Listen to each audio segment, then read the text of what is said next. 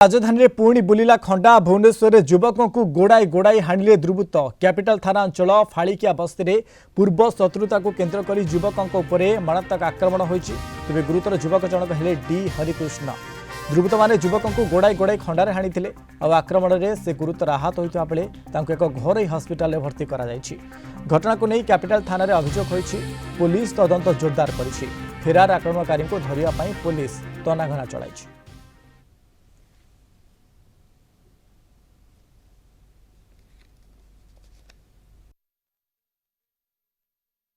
माने काली सर टिके झगड़ा होइथिला माने हम पिला सौदा पे जाइथिले ए रास्ता रे तांके जे दुकानटा सेडे हम पिला सौदा पे जाइथिले सेडे पिलाटा को तले पकई के बाड़ेइला बाड़ेट हो हेई गला थाना रे जा बार हेई गला सेडे सब सॉल्व हैला हेले भी से पिला आज जाइथिला क्रिकेट खेले मो पुओ को भी हानिया पे दौड़ा करेइला मो पुओ भी कहला मां मते भी मार दे थांता आज तोरु सेटी रामुल तांकर ई अछि खंडा अच्छी हाँ नाई के तो नाई सेठी माने मो पुओ को आउ टिकट को हानि दे थांता को आइछि से समस्त अच्छे एफआईआर दियाउछि।